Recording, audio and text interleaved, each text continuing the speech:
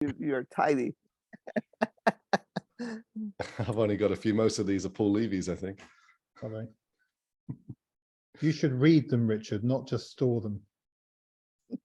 I bought them. You did.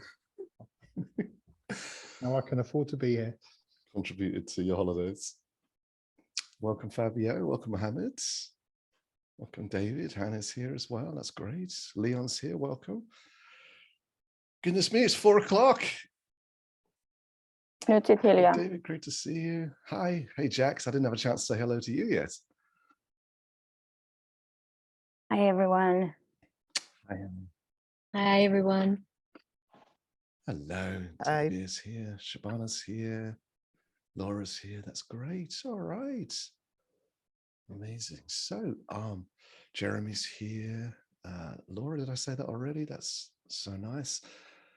So welcome. We're here again, gathering about a month after we did last time on our new time slot on Tuesday afternoons here in the UK. The sun is kind of shining, I would say, maybe 60%, but I'm sure others around the world have got a lot more sunshine coming on today, and I hope you're enjoying that. Fabio, it's nice to see you as well on camera, and Jeremy too on camera. That's great. So I'm sure many of you, hey Vincent, have been here before, and some of you are here for the first time, and of course you're incredibly welcome. We try to do things a little differently here. We try to be something that you wouldn't just maybe find in the news or on LinkedIn, but something that will maybe take our thinking into some new places and some new levels. We are the inclusive community here, so we're very much about respecting, understanding, listening to one another. We understand that some people have got incredible expertise, and we have the utmost respect for that. And we love to see the world through different eyes and different lenses, because that's, of course, how we really can wrestle with such a complex subject matter as we have here with emerging technologies and artificial intelligence. Along with their convergence with society and life and us as individuals, and of course our businesses. We've got some incredible knowledge sharers for you today. So the format really is that we will make time and space to hear from the people that have been preparing for this session. So if I can get them to give me a wave, I think in the order that we've planned, which is Vincent. So I see Vincent on my right, and I see Hanne, who's got the camera off. So there we go. I see you too. And then we got Jax. There you are. Thank you so much. You moved on my screen. And we got Thierry as well, who's in my top right. It's like a game show, isn't it, where you wave? So these are the four. Hey, Robert, great to see you. These are the four contributors who have prepared for us today on this topic and subject. Jazel's here with me, who is going to be helping to ask the questions and to moderate today. Jerry's here, who will be introducing our speakers. And I'm joined by Paul Levy again, who's going to help us to have, hopefully, a reflective and different type of event by interjecting some creativity into an already fairly interesting topic, I think. So please do use the chats. Please introduce yourself. Please share your LinkedIn URL if you'd like as well, so that we can connect as a group and a community and see where that leads. Most of all, you know, we're here to spread kindness really and be as gentle as we can with one another. I 100% don't have any of the right answers, and I know that other people are a lot smarter than me, but it's more about changing perspectives than coming here to tell anybody else that you've got the right answers in these areas. So as always, you're so welcome. We will have the same format in terms of we'll hear from our contributors, and then we'll keep this call open. So we'll close at UK 6 p.m. officially, which is just under 2 hours from now. But then we're going to keep this open and really hopefully have a fantastic discussion prompted by what we've been hearing today. But if you do have questions, put them in the chat. And if you absolutely want to jump in with something, then just give us a wave or put a hand up, and I'm sure we can find, Jays will tell me off, I'm sure, but I'm sure we can find a way to weave it in. But we obviously want to keep to time. So good to see the chat going. Hope to see some great dialogue contributions in there. Jerry, we are very kindly supported by Data Reply, one of our few corporates that we accept sort of collaboration with. But to mention them and show our gratitude for that, could you say a few words about the organization? I'd love to, and I've been checking the participants list to see if our friend Dipesh has arrived yet, but he hasn't quite yet, I think. So Data Reply is a subsidiary of the Reply Group that provides a variety of analytics and data processing services. They work directly with executive level professionals and chief executive officers across various industries and business functions to enable them to achieve meaningful outcomes through the effective use of data. Data Reply assists businesses in designing and implementing human-centered data products in order to develop enterprise solutions from embryonic concepts. Furthermore, they intend to manage trade-offs between business requirements and technical constraints by developing comprehensive data architectures and ensuring data security and protection. Data Reply has strong competencies in big data engineering, data science, RPA, and IPA. They construct big data platforms and implement machine learning and artificial intelligence models in a repeatable, efficient, scalable, simple, and secure manner. And they assist businesses in combinatorial optimization processes using quantum computing techniques that enable a high-performance computing engine. Thanks. Perfect. So thank you to you. Thank you for Data Reply as well. And Jerry, thanks. We'll be hearing more from you shortly. Paul, so the topic tonight was prompted. So Jerry and I were in the House of Lords, and January we were talking about AI and the boardroom, and it prompted us to want to do our own session on this to build on what had been said that evening, but maybe take it into a bit more of an MKAI angle. And Paul, how much of tonight would you consider to be a thought experiment, or how unified do you think we're going to be as a starting point that actually we do need to address the short-term, dangerous, damaging decision-making that's been made in corporate boardrooms? What's our starting position, do you think, that we need to get to or suspend belief on? I think there are 4 use cases that I would put to everybody to explore, and you may have others. Richard, the first use case is we have to imagine there is still boardrooms. You know, they often have long tables, sometimes they have sofas, but they're called boardrooms. And sometimes we hear the word C-suite, we have directors. Most organizations, according to academia in the world, probably over 90% are still running hierarchical ways for good or evil. And there are decisions called the boardroom. So scenario 1 is that those boardrooms are at various stages of development of asking this question: how do we use AI in our organization to help us progress whatever goals we have, be they commercial, social, whatever? What's our AI strategy? And there are various stages of digital maturity around it. Some feeling woefully behind, others feeling they made the wrong purchasing decisions, others with a very tight strategy, others gaining the benefits and seeing AI as very benevolent.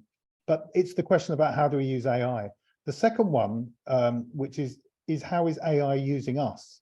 And I don't mean that in a conspiratorial way, but if you're in a boardroom now, according again to some emerging kind of very kind of international data, it is almost impossible now that if you have a board meeting of an hour, something you've read or something that somebody has said to you hasn't been in part generated by AI. Whether we do this overtly and explicitly, or it's being done naughtily, a bit like students writing their essays on ChatGPT, which at my university is trying to, deal with right now, is they're reading reports with data that's been generated by AI. They may not be aware that the marketing strategy that's just been sent to them for approval was partly written at 2 in the morning by generative AI, and may even be a better thing than that particular marketing director could have come up with. But it also might be biased. It also might not be based on the data that was accurate. And there may be more or less scrutiny around the kind of AI that is now augmenting our decision making. That leads to the third one, which is also interesting, which is a scenario for you. And the scenario is not that far away, but essentially somebody has a Bluetooth hearing aid. They cost about £2,000. You can't even see that they're wearing them. The apps aren't quite here yet, but the Bluetooth hearing aid is listening like Alexa to the conversation and advising in the head of the decision maker things to say, things to do. They could even have a conflict of interest, as the person advising them is an expert from outside But it could also be that they're simply using this technology to help them remember. It's kind of sharpening their thinking, but it could also be saying, this is what to say next. This is how to respond. It could be saying, Richard, the guy across is lying, an 80% possibility. This isn't far away. This is actually where generative AI becomes embedded in the boardroom itself.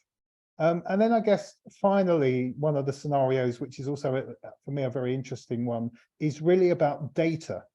So it kind of cuts across all the others that you've probably all heard the term and maybe used it, that good decision making in the boardroom has always been this bizarre concept of it. Sometimes it's instinctive, but mostly it needs to be evidence-based. So the question becomes, what's generating the evidence? At the moment, generative AI, be that physical, be that the latest version of a video from our marketing team that was generated, that's somehow going to, improve our brand in a particular country, be that visual, but mostly at the moment, it's still textual and data-based. If it's generated, on what basis are we making those decisions? And most boards would admit they're running to catch up. And I've just been doing a bit of research for this session, a bit like the university sector. A lot of them are in banning mode at the moment. They're saying we're banning it, we're not using it, we're limiting it. There are rules more about pushing it away down the road for a little bit. Others are absolutely using it. And as you'll know from the one use case of journalism, the journalistic organizations, including the BBC, that had to pull articles, news articles that turned out to be utter rubbish or dangerous or biased. So the questions are kind of fourfold, and how do we respond to those is there's far more opinion than certainly academic research into this at the moment. Okay, Paul, thank you so much for creating that space today that we're going to explore. Let me just dig into one of those, and then we're shortly going to bring Vincent onto the screen to start going into some of this in more detail. Is that we do have this idea that corporations make data-driven decisions, or at least they make decisions and then find ways to back them up with data afterwards. So what road do you want us to travel down more in this conversation, that the opportunity for AI is to provide better information, and thus the boardroom would make decisions that were indeed more positive? Or are we talking more about the role of AI to block decisions or to make decisions, given that we seem to prioritizing our own immediate personal needs, and we can't seem to get past that as a species? And do you think, Richard, also just to throw in on that the role of the board is changing? The role of the board traditionally was to make final decisions, to make the big strategic decisions. Is that the role of a board going forward with AI at the helm, or does their role change? Do they have to become more the final conscience of the organization, or are they there to serve somehow the decision-making process that's now held by digital beings that are far cleverer than they are? Well, The Economist quoted recently that the most required board member was somebody who understood artificial intelligence and ESG. I know for certain when I hear somebody just talking about AI and they haven't got a grasp on sustainability or climate change, it sounds a bit odd. It just doesn't really seem to fit with the world that we live in, this kind of extreme futuristic views, and everything's going this way, and jobs and work and everything. And you think, my goodness, that you can't freeze everything else that exists and just focus on one technology. But we have facts here, and we have up to 70% of species lost, particularly insects, and we know that there's consumers, there's people, there's governments, and corporations, but we know that this corporate decision making predominantly is not taking us anywhere out of this crisis. We're in a crisis and getting worse. Is that a limitation of being human? And I guess the question is, it's a question for everyone here. And I promise to everybody, we're not engaging in just a kind of, generic philosophical conversation. And we're not here to bash the boardroom either. It's quite the opposite. It's to really have a constructive conversation forward. But do you think with the current advent of AI and the explosion, particularly of generative AI into the public site, it was there before, but since essentially December, January, does the role of the boardroom, as we kind of all know it, change now? does it remain unscathed through this, or is it disrupted by it, and in what ways, and does it need to be? And ultimately, there is so much evidence that the C-suite still believes that instinctive decision-making is still one of their main tools. Does that now go out of the boardroom? Is there a place for the human subjectivity that we have that generative AI doesn't necessarily have? And Paul, I know that you're posing questions rather than answers, and we've got Vincent on the screen now, so I'm going to ask Jerry to introduce him in just 1 second. Hey, Vincent, great to see you. But Paul, I guess just before we hear from Vincent, what do you believe? Do you believe that the changing, evolving boardroom and the people in it, the types of people and the types of decisions that can be made will make a significant change in the climate crisis? Or do you not believe that despite all of that good intentions, we would see enough change without putting in a role for technology to subvert that or change that? I think I read too many science fiction books as a child to not be rather scared. So I can kind of put that out now, but maybe to put some evidence around the scared bit.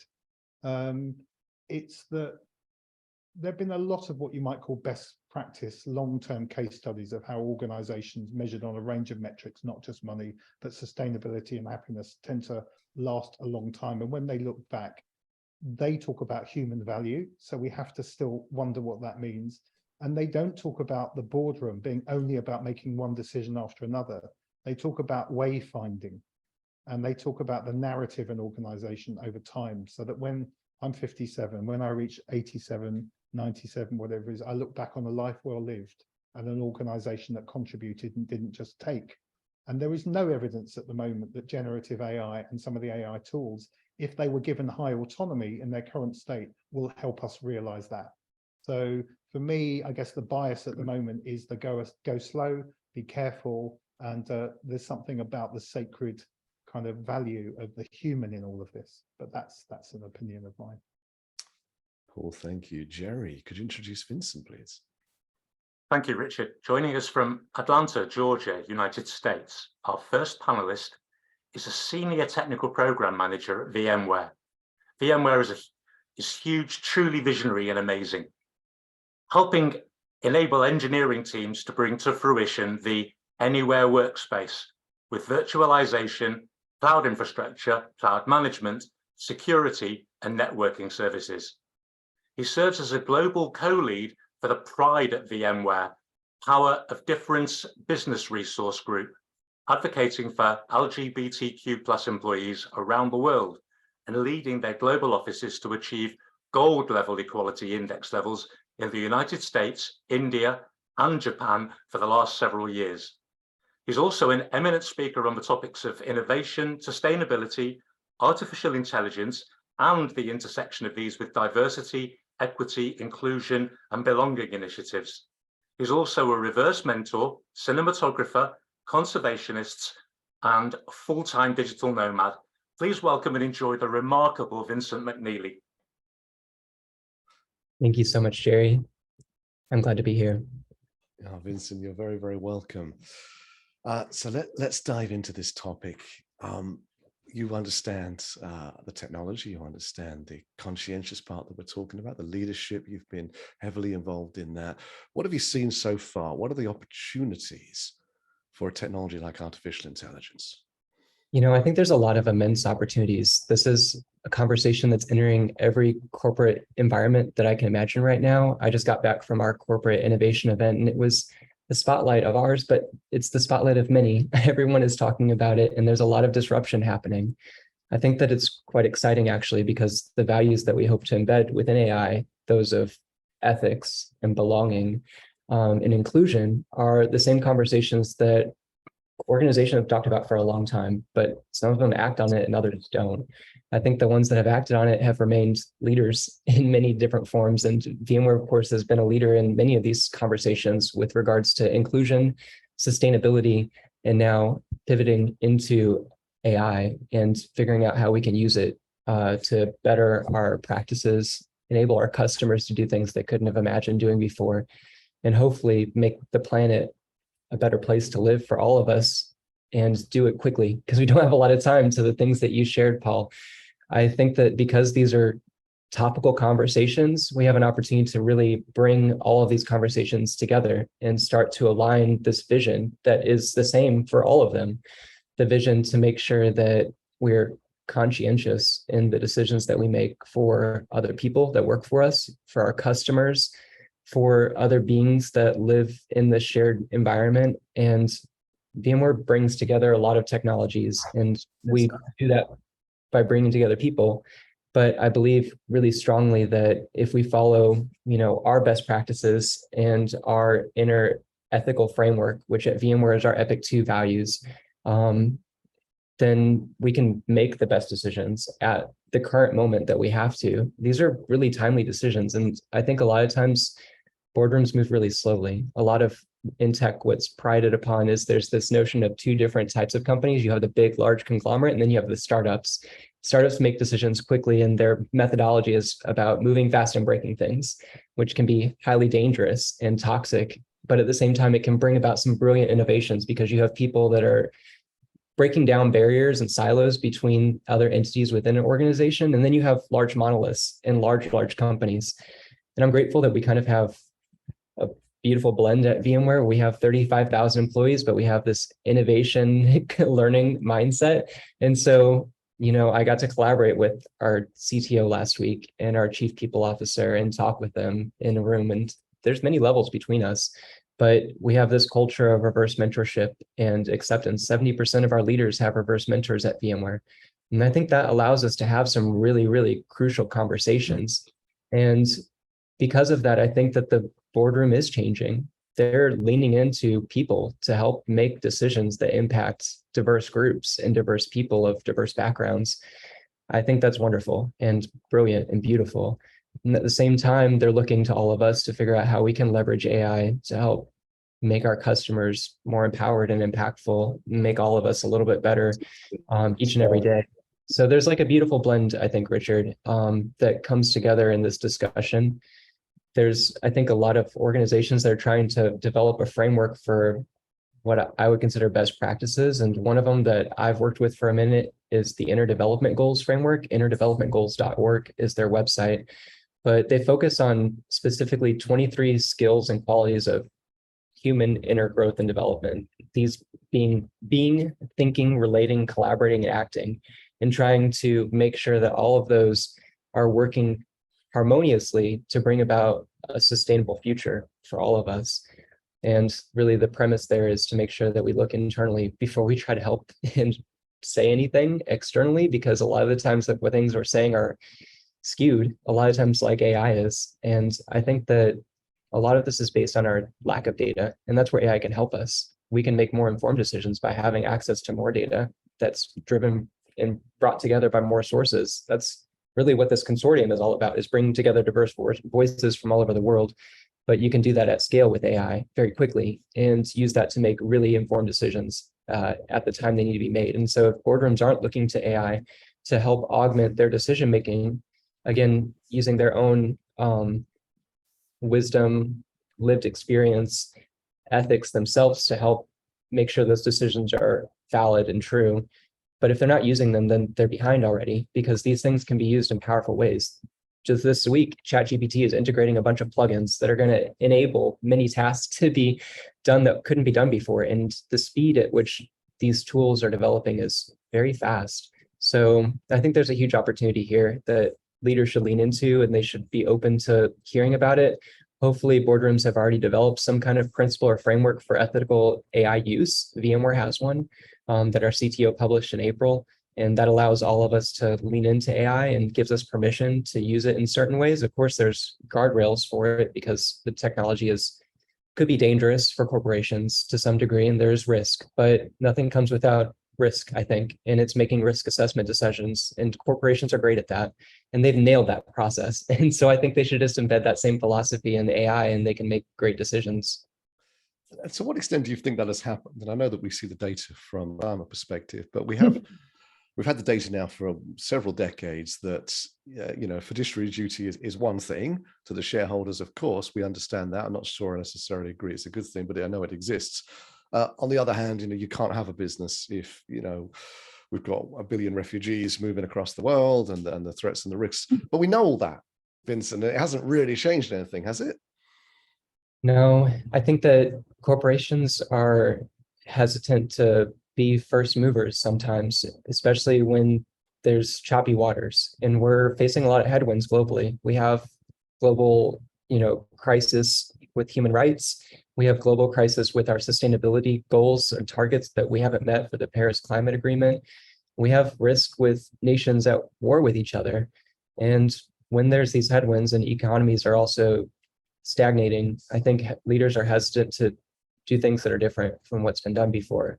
But I think that's precisely the moment when you can grow the most, is when you're in these tough time periods, when you make decisions that can enable you to make smarter decisions better and faster, then you can only adapt to the change quicker. And I think that's really where I see the few organizations that have leaned into this, I think are going to succeed in coming out of it faster and better than the ones that just wait, because I don't think these problems are going to go away without us taking drastic action. They're going to continue to progress. So, we had someone come and talk to us from Hugging Face. It's an AI ethicist that works there, and talking about really the vision for how we can use data more ethically to train these models that are going to be making decisions in the future that will come into boardrooms. So I think that the conversation has shifted, and I've seen it very drastically in the last 3 or 4 months. But I do think that we're not ready for the speed at which AI is moving. We've already had some leaders at some companies ask us to slow down or ask the development to slow down. Of course, that can't really happen feasibly. If one country or one nation or one nation state or group of nations or group of companies slow down, that doesn't mean everyone will. And so I do think that it's at our behest to stay up at pace with the technology as best we can. We've had researchers previously doing a lot of this work within companies and also within the private and public sector at large, where they would be the ones that would keep up to pace with the breakthrough technologies and figure out how can we actually leverage it. And I think some of that conversation is going to shift from just research groups or research entities or research professionals to, by and large, it's now consumer available, consumer ready, which is a technology that hasn't been a pipe dream for so long, and it's not been consumer ready, consumer accessible. And so because it is, decisions can shift from upper echelons of society to vast groups that have never had access to it before. And that can bring about great innovation. Vincent, staying with you, and I'll ask Jaisla, she has a question for you in just a moment. On a theme that we're already on, is that obviously we've had the climate data, and it largely hasn't made a significant difference to our trajectory, meaning that we're not really making decisions based on data. We're making them emotionally, or we're making them selfishly, and so on. So coming back to, and I know there's more to this conversation than just sustainability, I understand that, but we have, some very clear data on that, and it is, obviously a hugely hot topic for all of us. So to what extent then, just taking this thought experiment, do we need to take this out of the hands of humans if we're going to continue to ignore the data available to us? Yeah, I think that it's mutually beneficial for us and technology to make these decisions for the betterment of our species. And our species depends on the fact that all of the other species in our food chain will live as well. And that's where it's really scary when insects die, if those are the first ones to go, or birds next, or, you go up the food chain, it will affect us. And this is just something that's been proven through evolution. And we've seen it with many, many epochs of past species that haven't survived the crisis of their time. But this is one that is reversible. We could reverse this if we made the right decisions. I do think that to some degree, we need all of the data at our hands instantly to make the right decisions. And we have to do it quick. So the things that I see happening that would be really brilliant is using AI to figure out how do we scale the solutions that could be really successful for us and ramp them up quickly. If you look at like the rapid advancement with vaccine development during the pandemic, we saw how data that was coming from researchers around the globe collaborating on this crisis brought about vaccines in record break time. We were able to get them through clinical trials and rolled out to vast populations within the fastest that's ever happened in human history. It shows that we can do great things when we work together and you have people focused on a problem, Richard. I think it would be great to do that for this problem too. So on that, Vincent, just to take that further, you mentioned vaccines. Let's say we're 5 years from now and a COVID pandemic has returned with a really vicious version of COVID. And the board of a particularly large organization that holds vaccine, working with governments, has to make the impossible decision because there's a limited amount of vaccine for this particular variant that has to be deployed quickly, but it can only favor some people and others that don't get it are going to die very quickly. And does the board directly use AI to help it make the decision? I mean, assuming they don't just make instinctive choices. Do they actually have the people lower down the hierarchy using their AI tools, but as human beings coming into the boardroom to make recommendations? Does the AI augment the decision so it has quite a high influence on the decision, or do we just give the decision to the AI? I think initially it's going to be making the decision with informed AI. Boardrooms are too scared to make the decision with just AI, knowing there's so much bias that exists in the system already. You have these layers of bias that are laid on. So if you have bad data in, then every single layer could be biased to some degree. And in order for us, I think, as humans to feel comfortable, we need to have other humans still helping influence the decision making. I look back to like this example of eVTOLs, right? Flying vehicles, and how the cars could fly themselves today, technically, but we're too scared to get in a car that's being flown by itself. So they're going to have human pilots assist in that effort for the long term, probably like the next 5 years at least, before they let the cars just fly themselves and we get comfortable. And it's kind of the same place with AI, I see. This is like the trolley problem at the end of the day. You're kind of like, do you mitigate the problem in one way or the other? Do you help make the decision for the betterment of a large group of people, or with some casualties and some risk? Or do you pick something that, is more subjective, that's less quantitative? And I think in history, we've always waited until the crisis has reached us before making the decision that could have averted the crisis. Like, we could have helped possibly reduce the number of deaths in the United States if we would have acted more quickly and isolated. But that decision was made because we didn't want to give up personal freedom. And I think in some ways, this is about giving up some of our choice making to power. We've already always seen ourselves as the most superior beings in the food chain, in the ecosystem. Now we're saying there's something that could be more powerful than us. That's like a culture change that we have to make in ourselves. And I work on culture change in a large corporation. It's hard and it takes a long time. You have to get a lot of people moving in the right direction before culture can change. And I think for these types of decisions, our culture as a species has to change. So I'm not sure, Paul. I think that at first it's going to be informed decision-making before we give AI the full reins. I think that's actually good because the decisions could be biased and those harms could be drastic if we give the power to an entity to make them for us on our behalf, specifically if the opportunity is to implement the change that they make. That's really scary, or could be very scary, if we give them access to systems and we let them control it, knowing that it's really kind of a black box at the moment, right? Like, these models are very complicated and the number of permutations and making that decision is so complex that we can't comprehend it ourselves really that well. So I just want to check, just to push it one more step. So 5 years, whenever it is, we're in this scenario. Let's say AI has improved a hell of a lot. And the proposition is that the AI, which has been trained on the hospital records, medical records of everybody, is going to make the decision based on who has the best life chances. If they get the vaccine, other people die. It seemed to be what you're saying, that ultimately, if we can solve these inconvenient problems of bias, ultimately we're giving control in the boardroom to the AI. Yeah, because it's better than us. Is that what you're saying? I think that's possible, right? Okay. Like, it's up to us to make that decision for ourselves and let people see the consequences of decisions. I think that's really important. We haven't seen this used in many places yet and evangelized to tell us how it's helped solve problems. But I think that will happen very soon, where large entities will use it to help avert crisis. Like, I don't know, I'm thinking of like FEMA or the Red Cross helping to move people out of harm's way when harm will come because of climate change.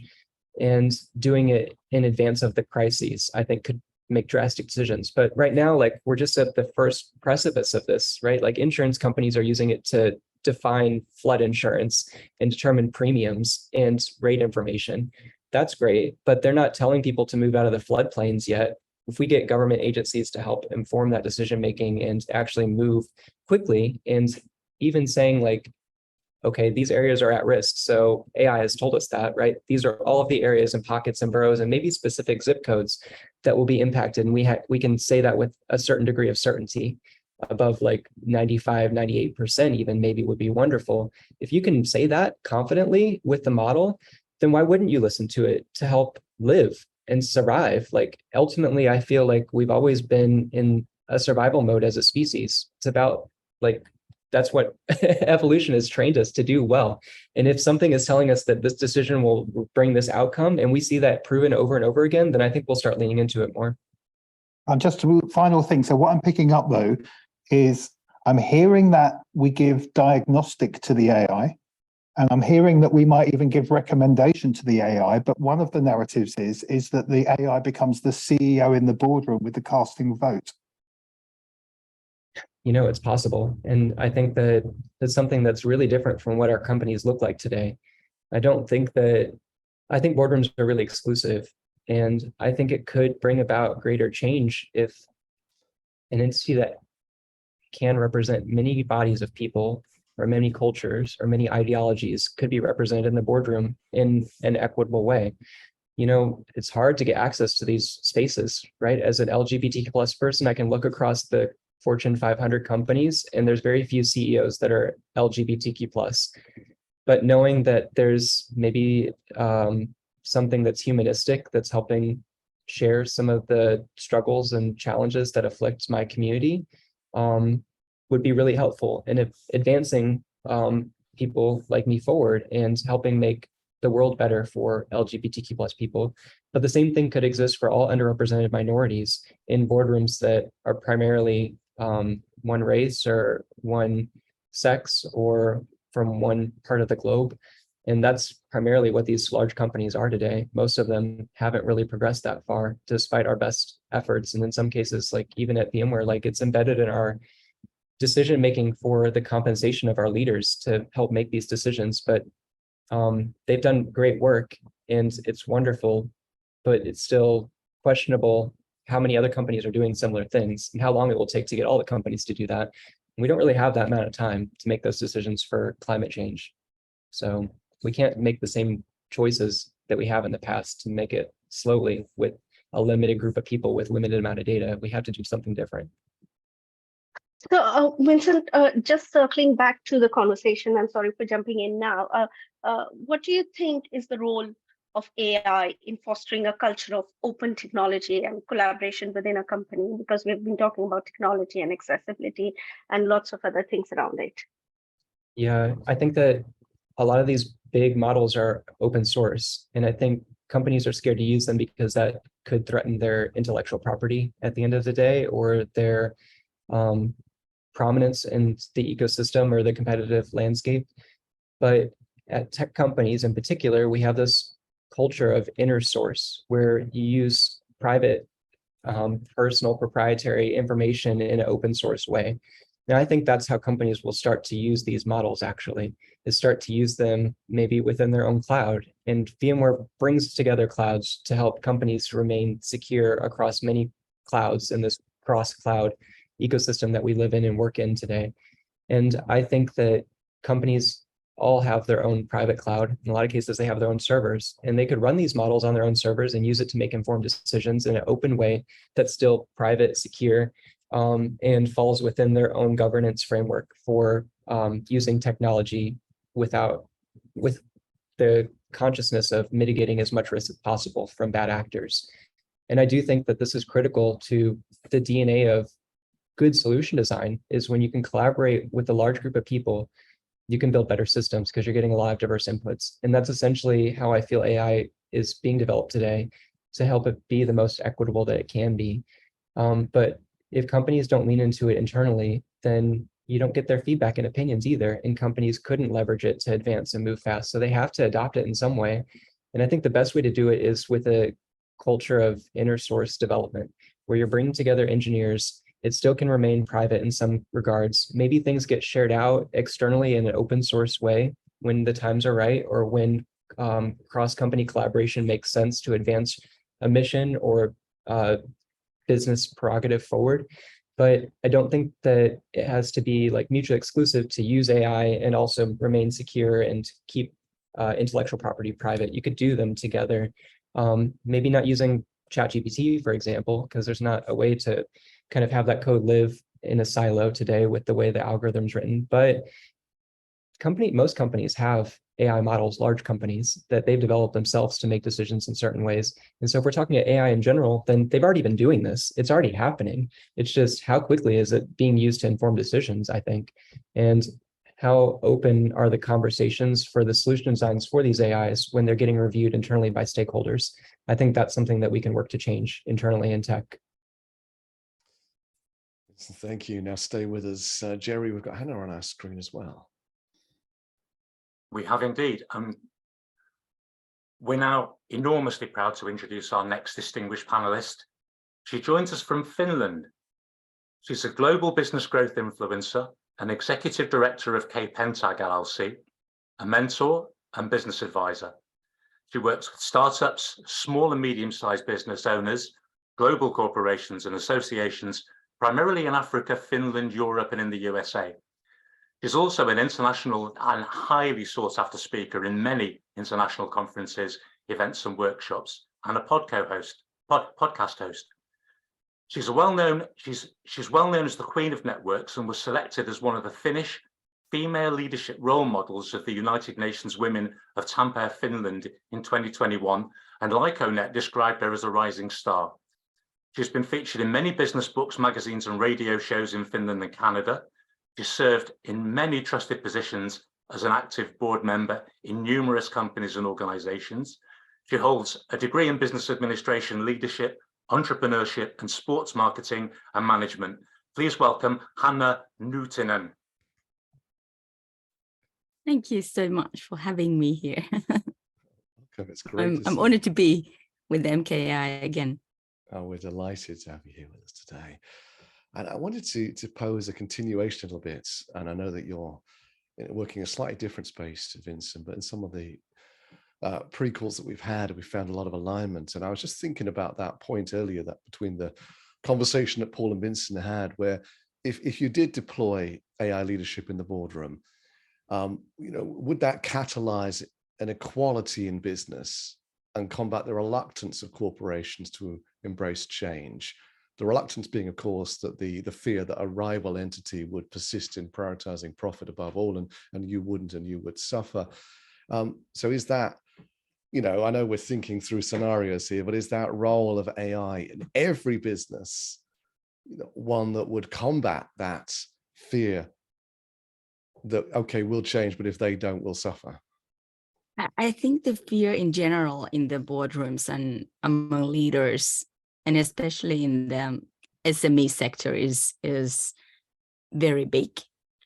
And it comes from different reasons, but the most forerunners there are starting to use the AI in different departments to help the decision making and help them to find the profitable resources and also the profit making machines inside their companies. And it doesn't matter what business industry they are, but the fear of AI, like there was in this discussion earlier mentioned, that the fear of losing your power as a leader, as a human, as a business owner is there also, because the AI is still something new that we don't know what it does or how much it's involved with different data, and are we getting the right data out of that to help us go forward and make the right kind of decisions and find the right kind of solutions for our business and for our partners or clients or all that sustainability. So I think there's fear, but the most forerunners are going forward and using the AI in different departments, and I'm really glad to see that. Thank you so much. Jesu, you have a question for Hanne. Absolutely. I think based on our calls and based on your experience with the companies that have successfully implemented sustainable processes, what do you think the role of AI is in promoting the employee engagement in a positive sense? I think the role could be much bigger. In the employee engagement, I haven't really seen it or heard it that much in the SME sector with the companies that I work with, or with the companies that my colleagues are working with. But I know that it exists. We may not know that it actually is behind there, and we are not using it properly. For example, in marketing or having delivery company or such, we could use the AI much more there and help the employees work in that sense. And with some of the companies that I have worked with, there has been a tremendous ease with the employees, so that first of all, they don't have to do multiple work tasks, which they may have done before. It eases their job, it makes it faster, it makes it more relevant and more better for them. So they enjoy the work much better in that sense. But then it's also makes they work much more meaningful, because we ease in the processes in every different departments. And then it also comes to safety. Like if you think about companies that have lots of storage and you take the AI and really use it properly, so you save time from the employee walking to on the other end of the hall, or lifting up heavy things, because you know that, okay, it wasn't in this place or in the shelf, but it was on the other side or behind that box. So we could use the AI much more there to help the employees like their job better, and then also to ease in their job many ways. Absolutely. I think there's a very interesting question that came up in the chat, and I think we must ask it now and not wait until the Q&A, and it came from Fabio, and it is that what is the positioning of a board member in relation to data governance? Is the board member prepared to understand and provide stewardship of data manipulation that feed their companies AI or machine learning models for operational and strategic decisions? That's a very good question. There's a lot of different things in it. I love that. I see that the board members, especially in the small companies, they don't have the AI there that much, and they are a bit afraid, like we discussed earlier, to use it, and especially when making decisions that concerns their position or the areas, for example, finance or safety regulations or such. They don't, or for example, marketing, they don't use it that much, and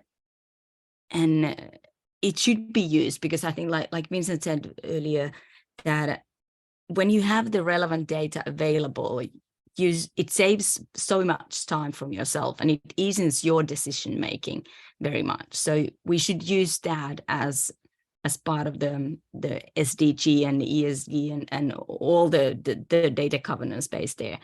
But then, do they understand what it can provide, or do they understand where they could use it? I don't think the SMEs are not there yet. Of course, there are a lot of companies that have the AI or use lots of different technology and different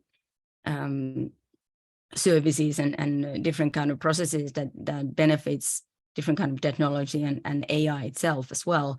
But I think we don't have it that much there. In the startup world, companies are very eager to use AI. They are eager to use whatever comes to the market.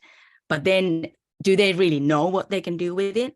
Not really. That's my experience from across the African, European, and companies. And then, for example, there was an article about a week ago that one of my friends who has a growth hacking company and very successful in the Northern Europe, he posted something that he had tried some new AI that came from US, but it doesn't work in Europe because of the GDPR. And he had found that some of the systems that the newest AI could help European companies in different business industries, we cannot use them that much, or we cannot develop them that further because of the GDPR is here. So the regulations also behind there that needs to be changed. And people need to understand in which areas their decision making and the relevant data available there can actually affect, and how we could use it properly. What else did we have there in the question? That was so long one. Thanks, Hanne, and back to you, Richard. Yeah, Paul, any comments on that one, or Vincent, before we move on? Well, it was a question to Hanne and to Vincent, which is kind of, it sounds like a curveball, but it's not. But we're back in the boardroom, you know, and we're talking governance, and there's some important questions. Everything that seems to be emerging at the moment about this current state of AI where we interact with it. So in the boardroom, I mean, and generative AI is only one part of AI, but it's a big part. We have the CTO, the Chief Technology Officer, and the CFO, the Chief Finance Officer. Some organizations have governance officers as well at board level. Vincent, Hanne, do you think quite soon we're going to need a Chief Prompting Officer? Well, I would say yes. I would say yes. We would need someone who really understand what the AI can do and how we can use that to lever up the businesses and leverage in different departments. And I have faced that, for example, in Finland, there are some relatively big companies that function all over the world, and the CTO or CIO in that company has the mindset of back from whatever decades, even though that person, that leader is about 40s or 50s, which would basically be knowing everything. But because of their mindset and that they haven't been trained, or they are not open to learn new things that fast, or they see that, okay, I cannot keep up with that information that comes through AI and technology and all these different platforms, I think they would need help on that one. And some companies like what Vincent represents here could be very helpful. But I also would like to say that they should be cooperating with other big companies, whether they are small or medium-sized companies or big corporations. They could use the help of other companies and not having the fear of giving their own data out to someone else, but just collaborating. And you can always keep some data yourself. But if you collaborate and cooperate with some companies in different levels and in different industries, it will benefit all of them. And I think that's also one of the fears that we face, especially in SMEs, in the boardrooms and leaders. So yes, we would need a person to represent and promote these kind of things. Yeah, I agree with you 100%. I think that in particular, there's some good commentary in the chat that's happening about racist boardrooms and racist, bias that can enter a large language model and then skew the outcome of a decision. And I think that it takes someone that's focused specifically on the industry and the changes that AI is taking and the data sets that are being used to train them to make the outcomes of AI better for everyone. And so if there is a person that's specifically focused on that role, as a CTO is engaged in looking at shifts in technology and how an organization can adopt them, having someone look at AI intelligently and be able to collaborate with other companies, like you mentioned, Hanne, I think could be really valuable, because that's how we have advanced technology forward for many years now, is the collaboration that comes at those executive levels in making a business move together that actually advances a platform holistically that can help and reach many people. And I think we're kind of at the point now where leaders are asking for this collaboration to happen, and it isn't happening because there isn't someone that's informed in those boardrooms to be able to speak confidently at depth on the specific models that exist today and how the data has been propagated into them and how advanced they may be.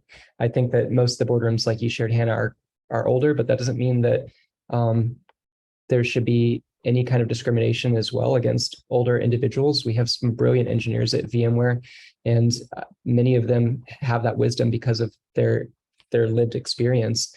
Exactly. And so I think that it's really just about an appetite for culture change, and changing that position and title, I think, would give open up a whole lot of opportunities for people to move into this space within the organization. I've brought Jackson. Please, yeah. Hannah, please. Yeah, I agree. Like we both said, it's about being open-minded and being able to learn and unlearn things. And whether it's about the age or gender or whatever, I don't care personally. I don't care about that. I just look at the person and the organization, how it could function the best way, how we could use all the information, also data that we have, and all the skills that we have within us and within our reach, whether they are our employees or partners or possible clients or whoever. So I think we should just get rid of this whole biases of looking people by whatever they represent, but just look into the person's skills and opportunities and the possibilities that person can do, and then the technology having the help. It's been a fascinating time to be in business the last 7 months since consumer available AI came along, and we've been asking a lot of questions about business and about ourselves. And I found myself in a room numerous times where the point of the room is a bunch of people asking, how does this make us richer? I look around the room and think, but you're already rich. So that seems an odd question to ask. So, and this is one for the larger group as well, but what are the questions? What should be our wish list right now? And just while you're thinking about that, I mean, we've got companies who are doing mass layoffs. Some of them are doing it in the name of AI. Now, we all know what politics is like. They look for an opportunity to do mass layoffs and then blame it on something. And this time around, it's AI. But again, it seems like the wrong question again. How can AI replace these expensive people in our companies and make us more profitable? Again, feels like the same question, being in a room full of entrepreneurs asking, how does this make me richer, even though they've already got everything they could ever want in life. So, Jax, I brought you on because I know you haven't been introduced yet, but I just thought this might be something, and Thierry too, but that you might have some thoughts on, Jax. It's kind of, what questions do you wish we were asking on a more general level that we're not? I think, thanks for having me, by the way, but I also think in answer to that question, we're not asking about impact. We're not asking if we're laying off people and having AI, who's buying the product? Because people have to earn money or have to have some kind of income to be able to spend that money to buy consumer products. But we're also not thinking about the impact on people, the planet, the environment. We're thinking in very for-profit terms instead of what's the purpose of the profit, because it has to create that sustainable cycle, which is you make something, you sell it, you pay people, people buy things, they do things with it, and it comes back to you. That's one circle, but the missing element of that is, where are the people in that? And where is the impact on society and the impact on our planet in that? I totally agree. Yeah, I totally agree. I just want to jump into that one because this is the problem that I've faced with SMEs in the boardrooms very often, that they think only the profit, or they think how they can benefit from the technology or AI and then get rid of some people out there. But that's a very short-term perspective, and you are not looking at the sustainable business or sustainable impact on the ecosystem that where you are locally or globally. And like someone said here on the chat, that the strategic decisions require a positive framework locally and globally. I 100% agree that. Yeah. Vincent, do you want to address that question? Yeah, I was working on responding in the chat a little bit, but I do agree with you, Jackson, Hannah. I think that there's, this huge appetite specifically for using these things in real world practices, but I don't know in particular that, we will advance without having more open forums and conversations like this. These kind of conversations that we're having are very rare, and they need to take place in a lot more forums and mediums within companies in order for our mindset to change. And it's not happening as much as it should be. So I'm grateful for this forum, for a lot of people to come together from diverse backgrounds to be able to discuss this, because the problems that we're trying to solve aren't new. And lots of the commentary in the chat too is about, some of the things that have been systematically embedded in our systems. Like racism is embedded in all the systems that we have today, and that oppresses all of us. And that same thing will happen with AI if there's not conscientious decision making and conversation around it. So didn't address exactly what they were talking about, but I think that's part of the conversation. And It's part of the inclusive as well. Yeah, the comment just popped up on working from home, and I just feel like we're in the same ballpark there, really, that you can justify any reason you want. You can point to any data you want about productivity and effectiveness or whatever, but really, you just don't trust your people. Like, that's what it comes to. You just want to see them in front of your own eyes and see that they're working. And that feels like a very old-fashioned way of working with people. Thierry, I know you haven't been introduced either, but I just wondered if you wanted to lean into that question, kind of, what should we be asking for? What do we want to ask for in this incredible moment in history? Thank you, Richard. Hello, everybody. I'm working from home, so I guess people trust me in my ministry. So just as a short introduction, my name is Thierry Watrin. I work in Rwanda in the Ministry of Finance as a green economy advisor. And basically what we're doing is that we're trying to push the green economy agenda at a national and at a global level.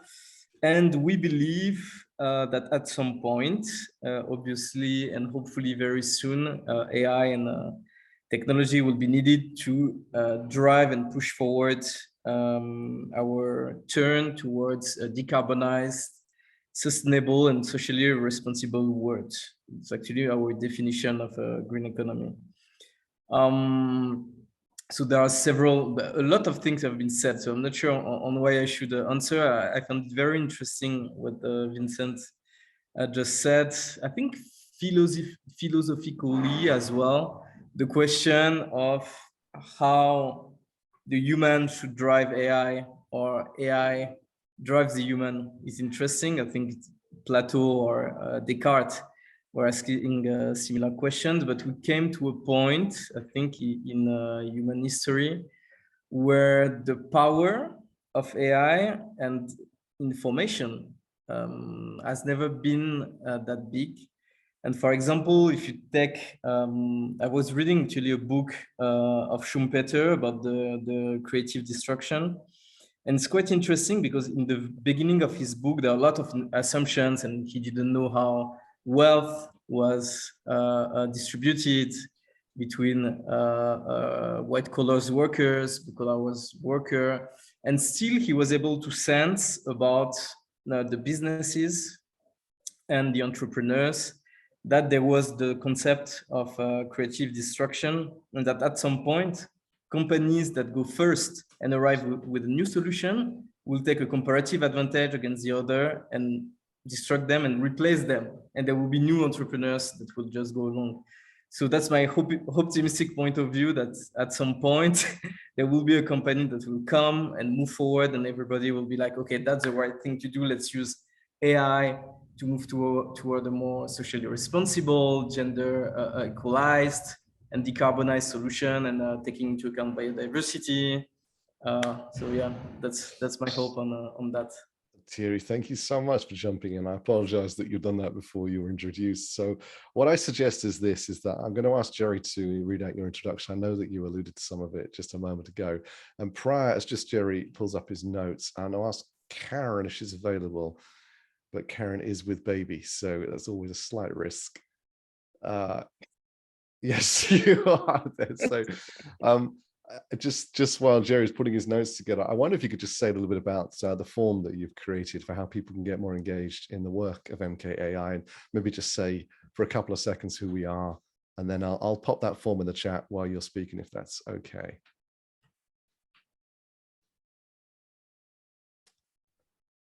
Do not hear you. Nope. I think you're really quiet.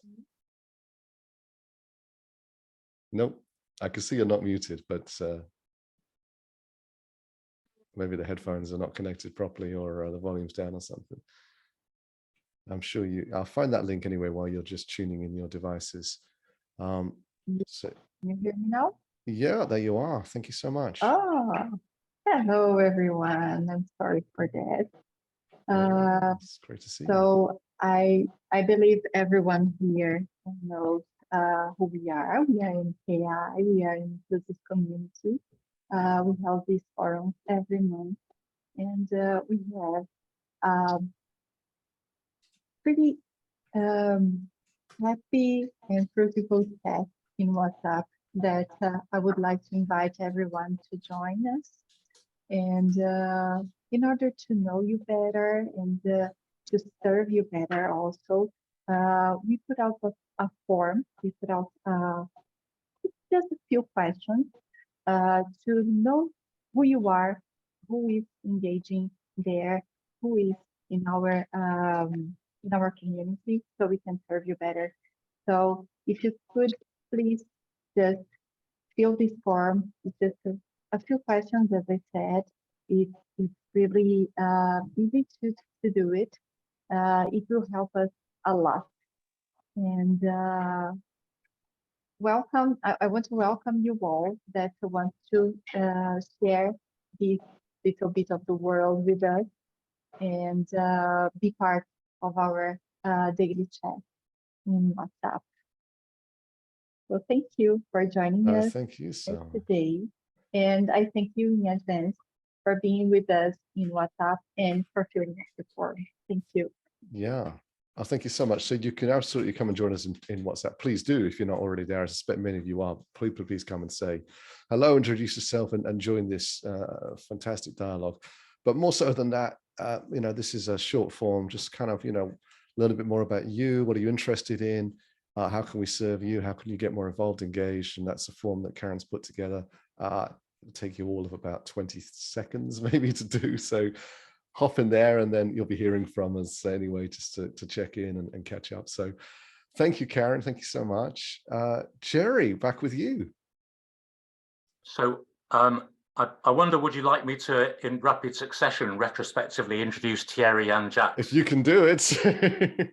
I'm not making any promises, but we'll give it our best shot. So we're enormously proud to introduce our next distinguished panelists, who joins us from Kigali City, Rwanda, from his home.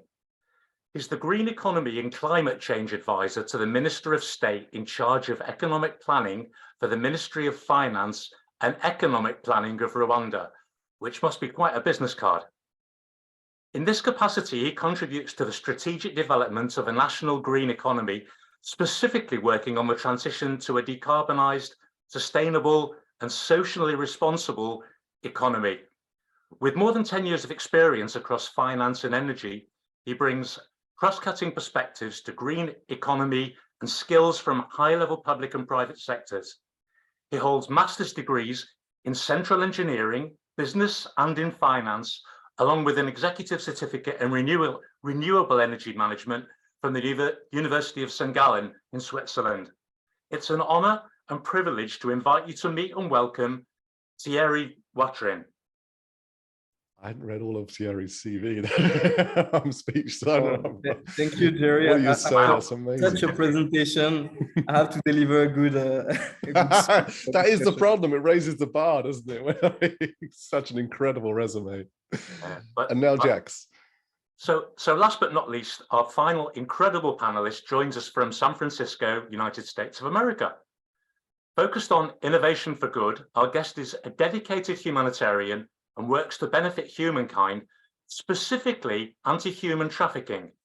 Inspired by her experience witnessing child and human trafficking in Peru. She recently launched the Stop Child Traffic Foundation and Innovation for Good Incorporated.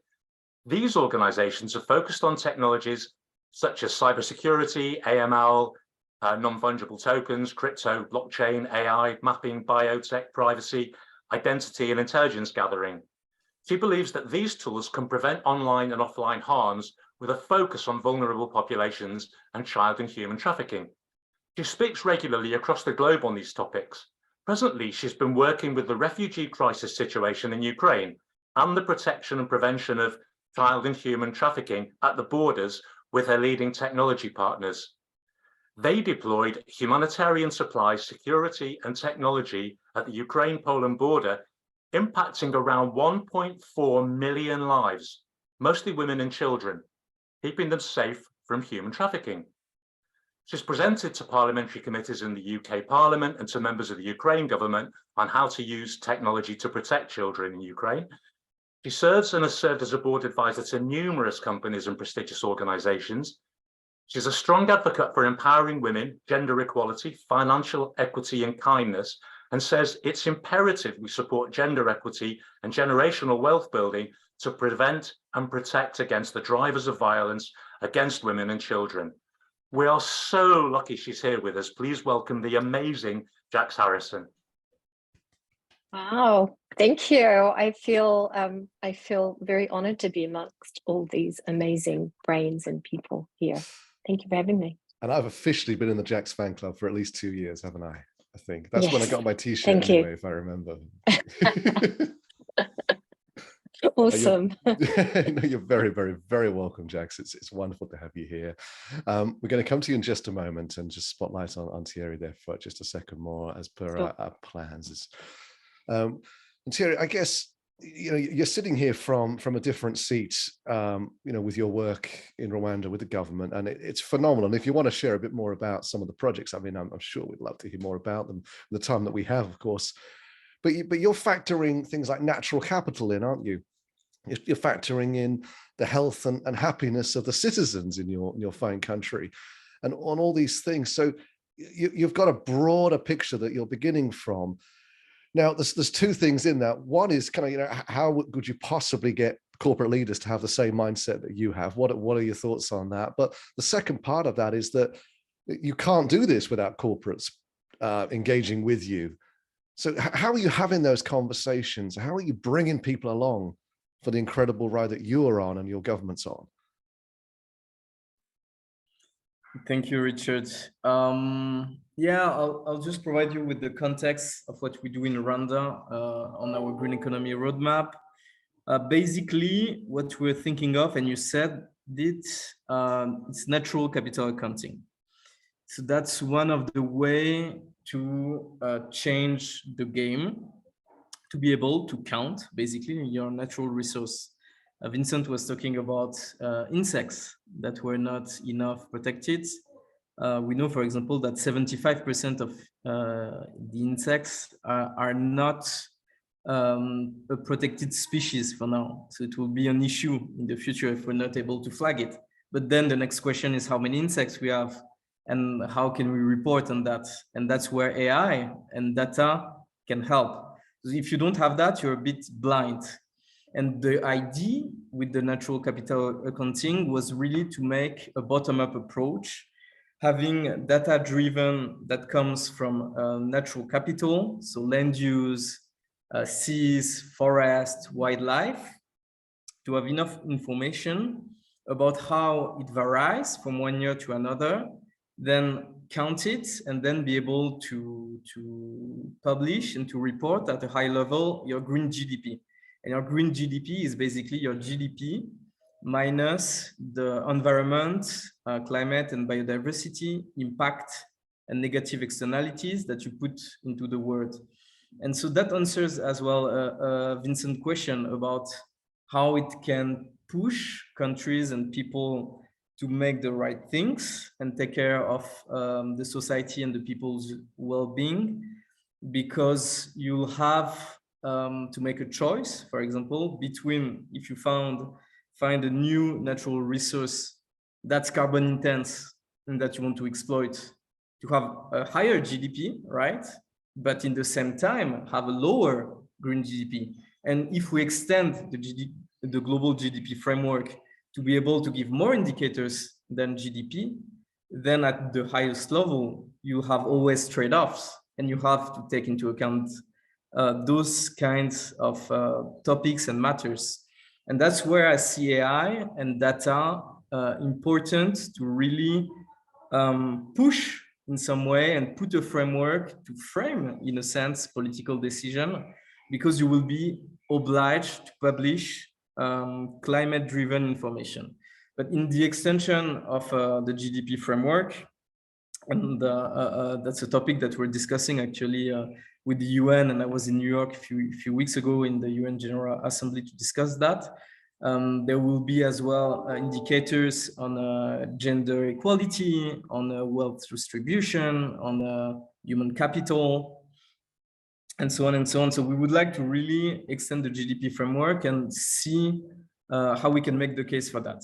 What we do in Rwanda currently, we have a few projects. We have one project with MKAI, and thank you, Richard, for leading that, on climate security, for example, and agriculture resilience and food security, which is flowing the data for the agriculture and the farmers to be able to make centralized decision on, okay, in this region, we're able to grow that kind of crop, which is climate resilient.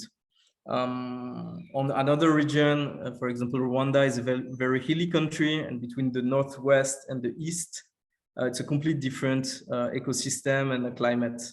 So it's really to be able on our side to make decisions that make sense for people who are not able to have the global view.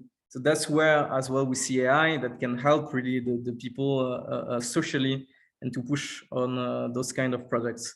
So I hope I was not too long, but if it can help to bring a response, and I believe that Rwanda is with a few countries leading the discussions on that, on how we see that we can use AI to push forward, and in a leading example, in a philosophical point of view, making the case on, yes, it works, so you can do it as well. It sounds to me, just to check with Thierry and come back to Vincent, maybe what he was saying earlier is there's clearly here the role of AI is that when there is a crisis and there is urgency, boards often can become, I've used this term before, collusions of mediocrity.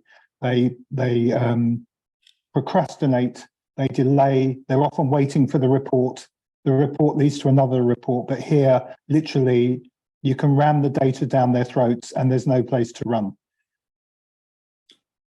Yes, sort of. When you have the right framework, actually, you use the right data to make it happen in a direction where your data-driven indicators push you in some kinds of way to make a sustainable and a socially responsible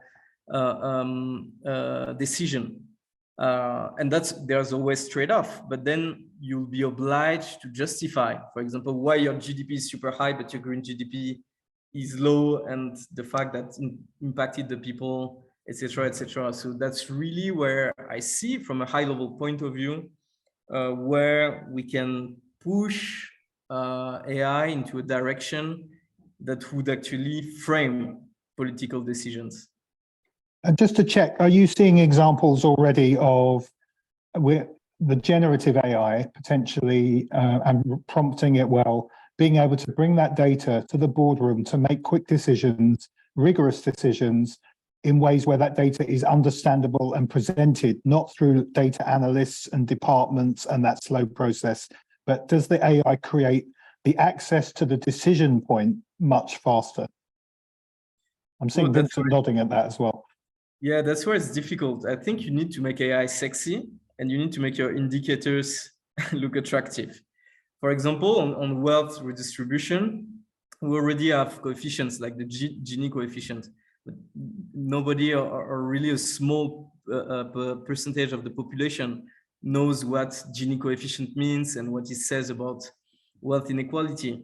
So at some point, we need as well, and it's a work that we need to do, to make the indicators, the high-level indicators, speak to the people, and for the private sector and the boardroom, speak to the chairs and the directors of your board. So that's really as well, and we're still at an early stage, but I believe the way to go is really to sort of mainstream it and make it sexy. I just want to hop in too. I mean, business as we have it now has not always been the same. And I think back to the Quaker-led businesses in the UK, the Cadburys, and even some of the banks and so on.